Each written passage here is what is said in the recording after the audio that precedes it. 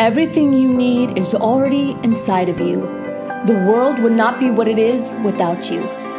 When we begin to create change within us, we begin to create change in the world around us. Your journey to becoming your best self as the whole person starts right now.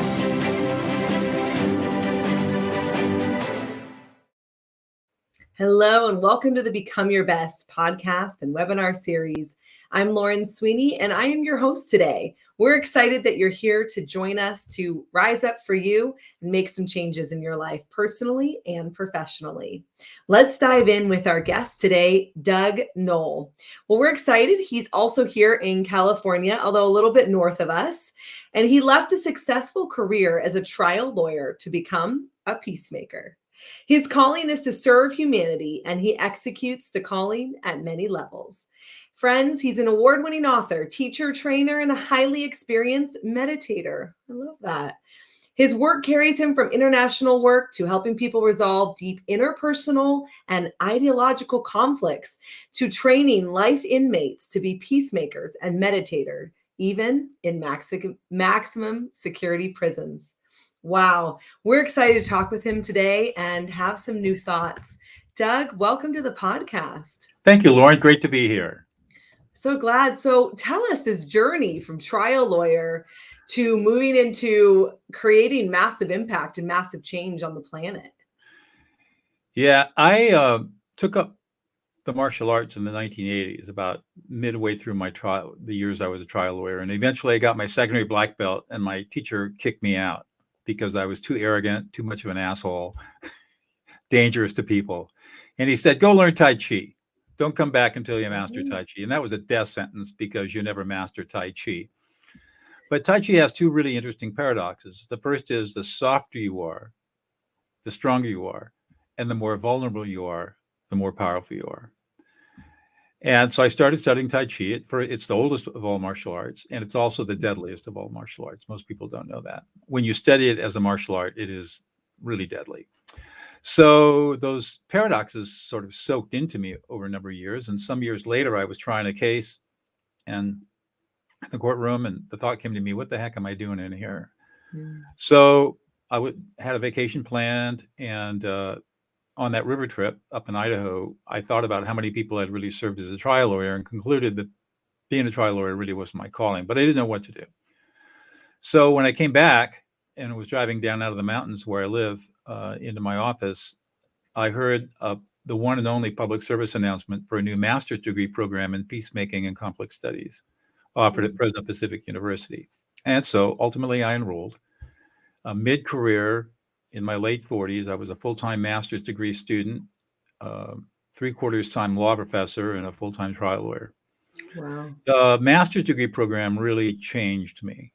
I had some brilliant teachers, mentors, and ultimately I concluded that being a trial lawyer was not effective for me. So had many long discussions with my partners. At the end of the day, we couldn't agree. And so I just got up and left. I gave a week's notice and walked away. I did everything I told my clients never to do. No money in the bank, no business plan, nothing. I just said, screw it. And it was the best decision I ever made. So that's how it started. And I am, these days, I'm still a full-time mediator and arbitrator and neutral in legal disputes, but I also work in all kinds of other different kinds of conflicts, family business conflicts, corporate conflicts, community disputes, congregational disputes of all different kinds. And I bring to bear on all of these a set of skills that I've developed over the years that allows me and really anybody else to calm any angry person down in less than 90 seconds. It's really quite potent and powerful. So that's what I do. Amazing. Talk to me about that moment when you said, forget it, I'm out of here. A lot of people that are listening are entrepreneurs, or they have a dream, or they know, let's say they too are in their 40s. They're like, well, that'd be crazy to start over, get a new degree. I mean, that's crazy making. Yet there are many people who have that dream. Talk us through that. Well, when I enrolled in the master's degree program after the first week, this was in the mid 90s, after that first day, I was so taken by what I had learned, even in day one, that I went into our firm manager's office. Now I was a senior partner and the second highest earning lawyer in the firm. So I was an asset. And I walked in and I said, John, I need some new business cards. And on my business card where it said Douglas E. Noll, underneath it said attorney at law, I blew ink through it and put peacemaker. I want some business cards that call me a peacemaker. And he looked, he turned white, said, I can't do this. So over the next couple of years, I had a lot of discussions about this. And I proposed a different kind of law practice where we were I had a problem solving practice where it would help solve problems rather than mop up the mess like we did in the courtroom. And some of the partners were for it and some were against it. But one partner in particular was really, I think, frightened by what I was proposing. And so one day in late October of 2000, he came into my office and he said, you're not getting any more paychecks until you quit this peacemaking crap. And of course, he had no authority to do that. And I knew it and he knew it. But it was sort of a, lay down. So that was on a Friday afternoon. I went home, told my wife and my then wife, and we kind of did the numbers and figured out that, hey, I don't have to be there. We can survive comfortably with what we have for a while anyways. So I walked in on Monday morning and I called that lawyer into he was a managing partner at the time. I called him into our firm administrator's office and I said, I quit. And I took out all my keys, credit cards, everything. I just quit. I leave. I'll be going on Friday. Wow. And that's how it happened. I left $10 million on the table. $10 million more I left in the firm than I took out. Wow. And I walked away and it was the best decision I ever made. I just think so many of our listeners can relate to that. It might not be that they're literally going to leave a firm, might not be they're a lawyer, maybe they are, but that intuition, that knowing and taking action. See, a lot of people have an intuition or a knowing. They don't listen to it. They don't take action on it. And now they're 20 years older and they're still thinking about it. Right. And that just, I'm going to do it. And I'm going to stick with my values. What happens when you follow your passion like I did, and I had the courage to do it, was all kinds of new opportunities came up. And I've done more things in the last 20 plus years since I left the practice of law than I could have ever imagined on that day, October 28th or what it was, 2000, when I left. I mean, my life has been amazing for the last 20 plus years. Amazing. Wow. What I've been able to do and how many people. I help more people in a week than I helped in 22 years as a trial lawyer. Wow. It's amazing work. And then the Prison of Peace project started, and that thing has just been amazing. That's turned into one of the most incredible projects of my life. And so for those who are out there, if you're on the fence, jump. It's not about the money. I had the big house, the big car, all the fancy stuff. That stuff's just not important. I live in an unpretentious, beautiful place, but a very small home, 1,100 square feet with my wife on 10 acres in the central Sierra Nevada. And it's absolutely drop dead gorgeous. My commute is 15 feet into my office. Yeah. Yeah. I mean, it's incredible. And I work with people all over the world. Talk to me about your book and this peace project. So, the book came from the Prison of Peace project. So Prison of Peace started in 2010 after my dear friend and colleague, Laurel Coffer, who lives in Southern California in Woodland Hills, received a letter from a woman who was serving a life sentence without possibility of parole in the largest women's prison, the largest, most violent women's prison in the world, which happened to be Valley State Prison for Women in Chowchilla, California, about an hour and a half from where I live. And Laurel called me, Lauren and Laurel, how about that? Laurel called me and read the letter to me and said, what do you think? And I thought about it. And I said, I think we should do this. And so that's how it started. So we started in April of 2010, about 8 months later. It took a long time to get permission to do this. And we started with 15 women, all of them lifers and long-termers. Every imaginable ethnicity, age, educational background, you can't believe it. And that's how it started. And it was all pro bono up until we didn't get any money for this until 2017, when the state finally recognized that we were doing some pretty good stuff and started giving us some funding. But and today our trainers are all our former incarcerated students. which is Wow. really cool. They've been released, and we hire them back. So today we're in 15 California prisons, a prison in Connecticut, 14 prisons in 12 prisons in Greece, and we've got startups in Milan, Kenya, Nairobi, Wow. and the pandemic, of course, shut down the project from going in. So we put together a whole distance learning program, which we've involved about 4,000 or 5,000 inmates in that program. And we took the time this year to digitize our entire curriculum. So it's all on film. Wow. And next year, Prison of Peace will be available worldwide. And we will Amazing. train people how to do the training, how to use the video lessons, about 40 hours of video lessons, and how to use it in a prison environment. And so we're pretty excited about that. This is going to really explode, I think. That's amazing. And so the program, what does it essentially do for We people? teach long-term and life incarcerated people serving these long sentences how to be peacemakers and mediators to stop prison violence. Wow. And they do it. I mean, we've gotten letters from wardens in just about every prison we've worked in, not quite everyone, but most of them, writing saying Prison of Peace did a remarkable job of quieting down the yard you were working on.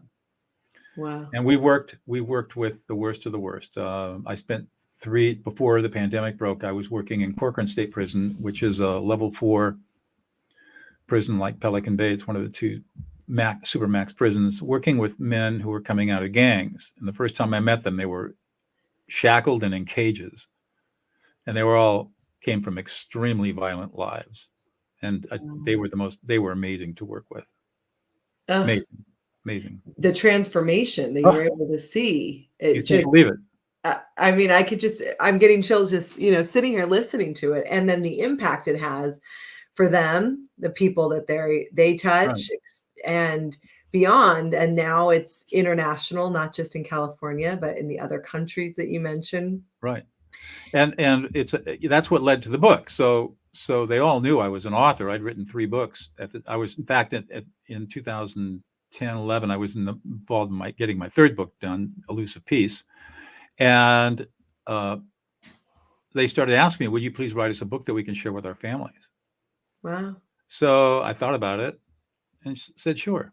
So I knocked the book out in about 6 weeks, and we sold it. My agent sold it to Simon & Schuster quickly. And I turned the final manuscript in right after Thanksgiving in 2016. And then in February of 2017, my agent called me and said they've decided to fast track this book, and they're going to put it out in September of 2017, fastest book they've ever released, because the president of Atria read it and said, this is amazing. We've got to get this book out. So it came out in September of 2017, and it's done well. I mean, I'm pleased with how it's done. My other 3 books did not do well. This book's done well. You hear that all the time, right? From authors, and it's about trying and then trying again. Even in your story that you worked pro bono for many years until it was even recognized as a story. Right. Most people won't last that long. They give up. I also think it's interesting that I talk to a lot of people who want to write a book or who wrote a book, and it took few years. 6 weeks, you knocked it out. So I also really hear you just have clarity of vision. You have clarity and you take action. What would you say to somebody who's just not doing that? Well, I would say that if you have the desire to be an author, a book author, and you're finding that you can't, it's just not happening, too many things are getting in the way, you probably aren't motivated enough. You should probably give up that dream until you're supremely motivated. Mm. And if you are writing, we all get into places where we get blocks, where you just, what am I going to write about now? And what I've learned in authoring 4 books and the number of chapters in other books is that whenever I get blocked, it's because I don't know enough.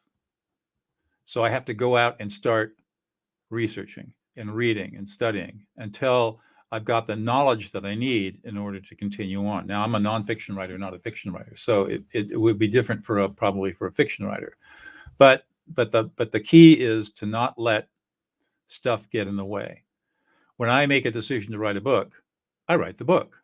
And it's a very organized process of doing a ton of research, scope research, going out onto Amazon. Who else has written on this topic? How is this book doing commercially?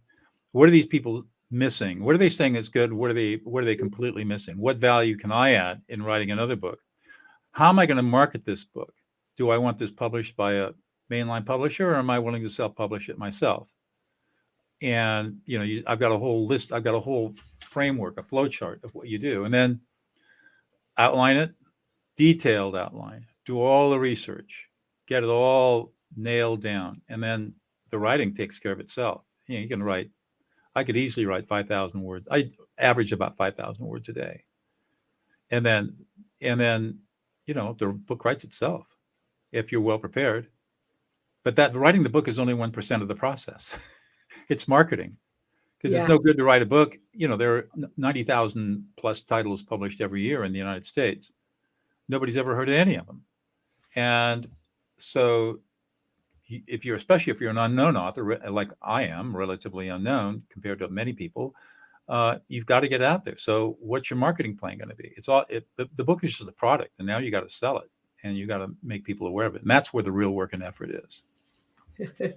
It's a good point. A lot of people spend so much time procrastinating on the book, and that's not even the thing. That's not even the thing. And most people will write a book and they'll sell 300 or 400 copies in the first week, and they say, "Oh, this is really cool," and then they won't sell another copy for the rest of their lives.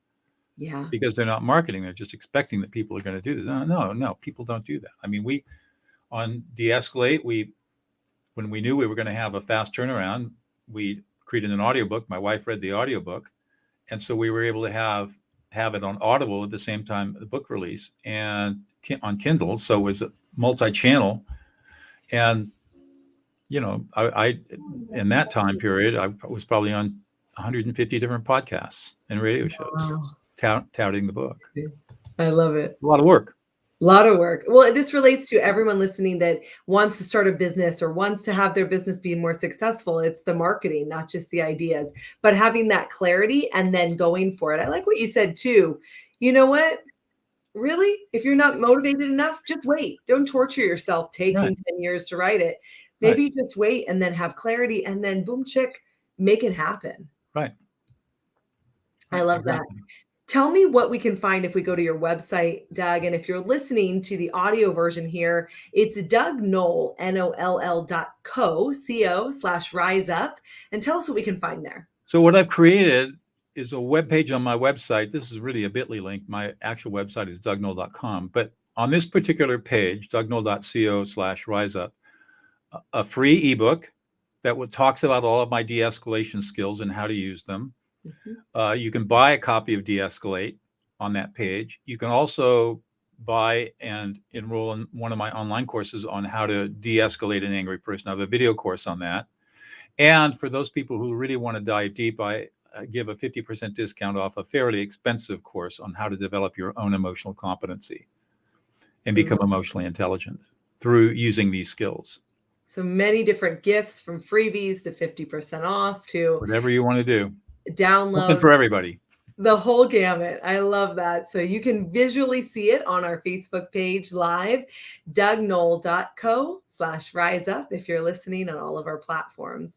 Well, Doug, we love to ask a question at the end for all of our guests. What does rise up for you mean to you?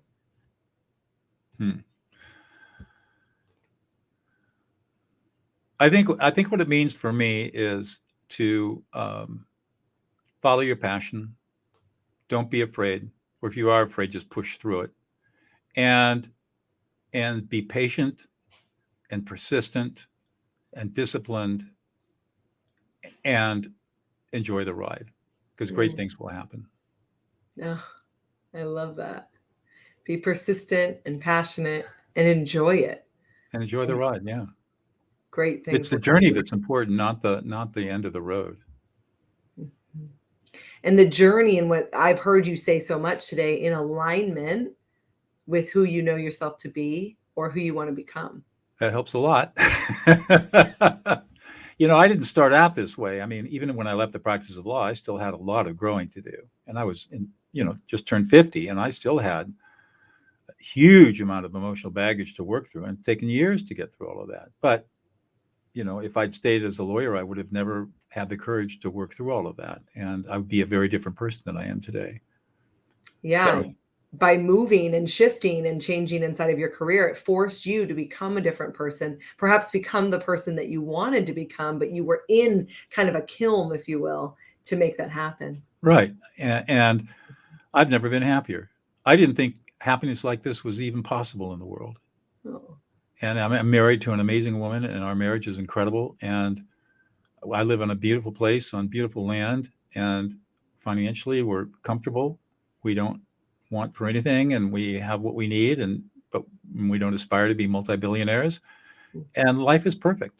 We're both wow. in incredible health, and it's amazing. And when you're younger, you don't appreciate that as much, and so you chase the dollar, you chase the career, you chase the status, you chase buying the big car, the fancy car, the Mercedes or the Infiniti or whatever.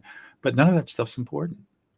And I remember sages speaking to me about that when I was younger, and I didn't get it. But when you get older, you realize the truth of it. And then all of a sudden, life is good. Wow. I love that. It's very touching. Absolutely. Well, thank you for the impact that you're making and the incredible lives that are being changed, and even just for yourself and your wife. It matters. Yeah, I'm very grateful. I love it. Well, it was great to have Doug on the podcast today. Amazing conversation, and definitely check out his website. Thank you for being here today, showing up for yourself to become your best. We would love to give you a gift of a free confidence kit. You can text us the word confidence to 949-416-0671 or visit our website, riseupforyou.com/confidence for our free 6 videos and workbook. Thank you for being here today. I'm Lauren Sweeney. I'm your host, and I will see you on the next podcast.